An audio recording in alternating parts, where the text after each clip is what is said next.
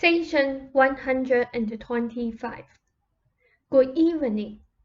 I am pleased, as always, to begin another session, and we will cover a variety of rather allied subjects this evening.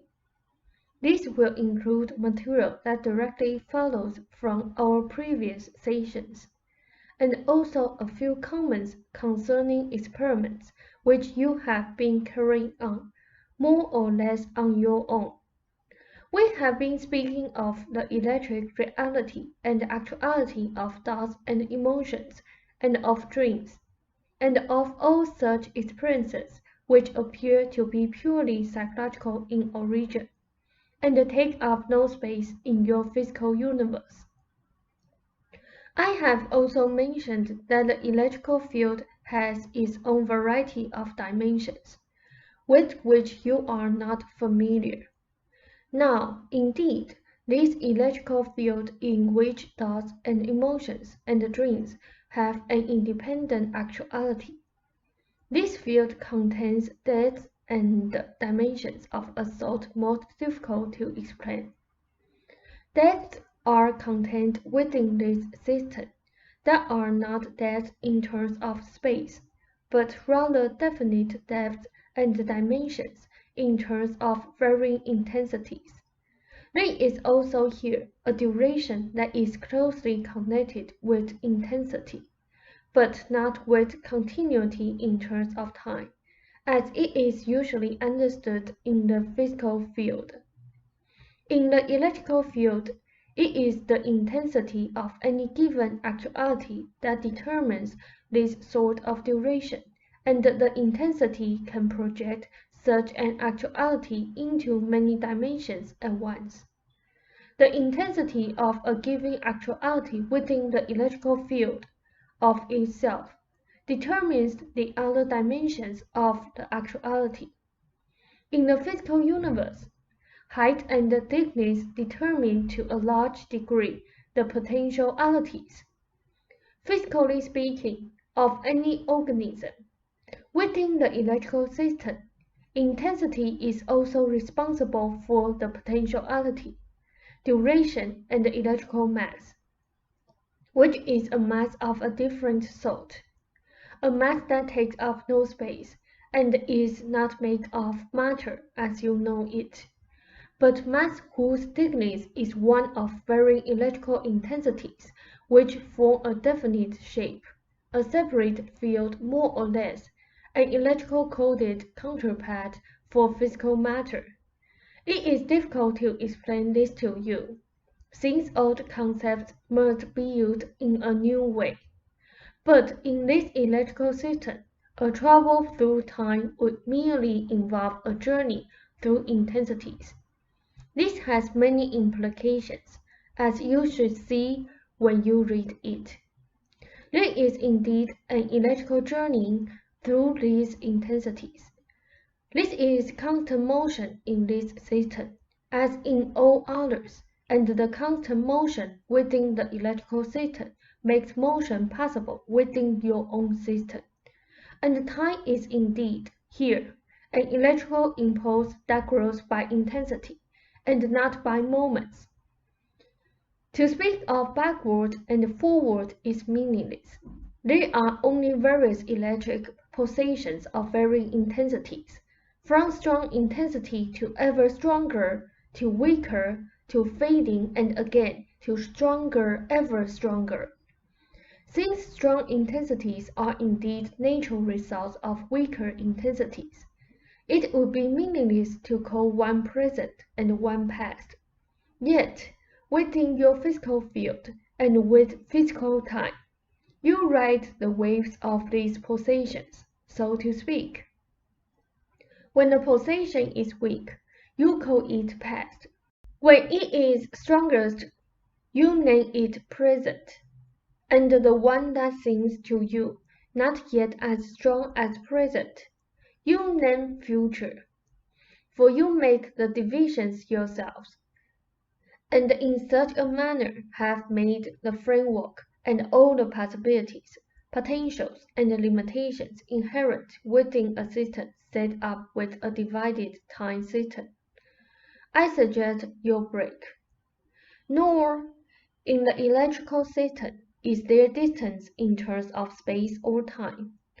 There is, again, depth, which is a depth of intensity. And yet, within this depth of intensity, there exist distances in terms of action, which is a fairly new idea in these sessions. You conceive of action in terms of time, since within the physical field, a given action appears to actually take up time, almost in the same way that a chair seems to take up space. The chair, of course, does not take up space, but is part of what you call space. Nor does the action take up time. It is part of what you call time. Nevertheless, in the electrical system, there is distance in terms of action. Each action is separate and not continuous with other action in terms of continuity. The distance occurs within the intensity of an action within the electrical field.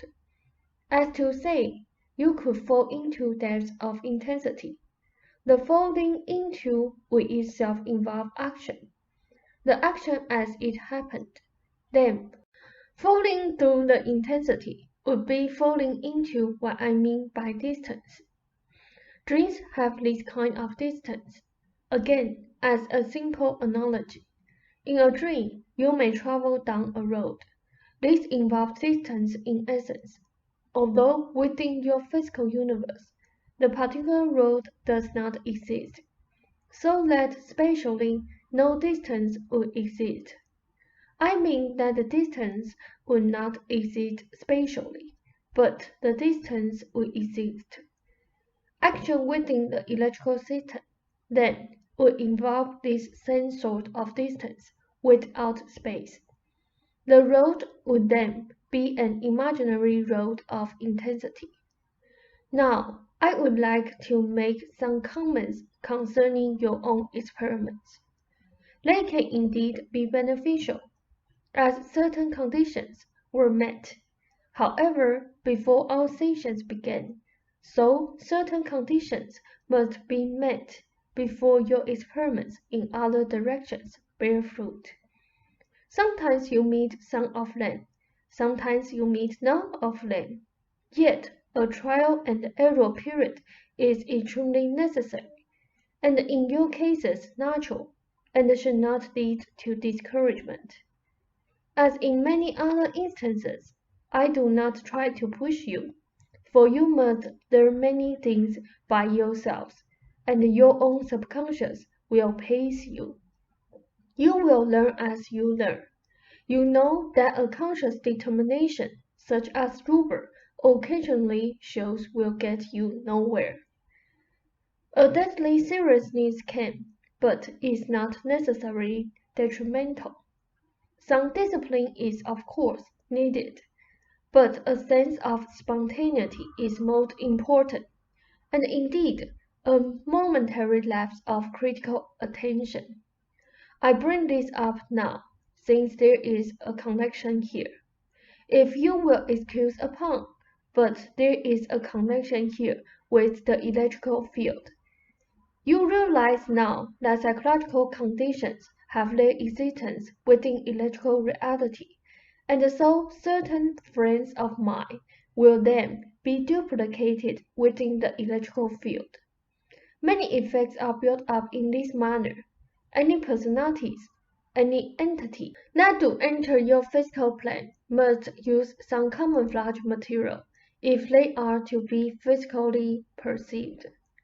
In such circumstances, Ruber would act as a sort of director, gathering together the subconscious energies of those with you, and making those energies available to any possible entity. The energies would be transformed literally into electric patterns, which such an entity could then use. But many conditions are necessary for this transformation. Friday or Saturday were poor evenings for various reasons, having to do with weather, emotional climate, and also having to do with Mark's physical and emotional state. Had you been proficient, the night might have been successful. We will have more to say in the future regarding such experiments in general. Naturally, it is possible to have very successful experiments along these lines. Again, conditions must be met. Subconsciously, you will make your own progress. You will simply not have visiting operations Monday through Saturday, nor will you ever be certain ahead of time, regardless of proficiency, as to the success of such ventures. There is too much involved. You will learn by doing. I suggest you break. There is one point of help I can give you. Holding hands is most helpful. The feet, however, are also significant in placement. The best arrangement, when possible, physically would be to have each individual sit with his feet together, and if possible, a circle being made also with the feet, or at least an arrangement where the feet touched. Sitting in various separated portions of the room usually is a disadvantage. Under some circumstances, as our sessions, this makes no difference. Your room dividers are even beneficial from this standpoint. Incense is good from two standpoints, of negative ions from smoke, and also because scent. Smelling itself has an electrical reality. Semiconductors merely aid in dissociation and concentration, and the listening of camouflage data is helpful. Various people will of course be of aid or a hindrance. Some alcohol in the system is, as I have told you, beneficial. For your purposes, drinking to excess is not beneficial. Wednesdays, Saturdays, and Sundays, for various reasons I will not go into now, may give you a slight edge. And many times, other days, because of weather, will take up the advantage. It is good for Ruber to wear dark clothing, not for any dramatic effect, but again for practical reasons that we will discuss thoroughly at a later date. Red can be a good color to wear under certain conditions, or violet. Yellow should be avoided. These are merely aids. The recorder worked because you wanted the recorder to work, and expected it to work. An excellent demonstration, my friends, on your part, not mine. If you are tired, I suggest a brief break, and I will speak very briefly before closing the session. All of this takes development, and again, rather than force an intensification before the subconscious is ready for such experiences, I would much prefer that you carry on as you have been, at your own pace. There will be failures. This is to be expected, but you will learn from your mistakes, as well as from your successes. This sort of growth allows also for the development of inner discipline that will grow simultaneously with inner spontaneity, and a screening process of sorts develops that is indeed beneficial for your own protection. You two work very well together. Robert displayed good sense Sunday evening in following your advice not to try to continue, but stopping where you did. And it is well for him to do so. There will be an interaction good for you both. It was natural for him to want to continue under the circumstances, but to continue would not have been wise. You will learn to feel your way. My fondest regards to you both.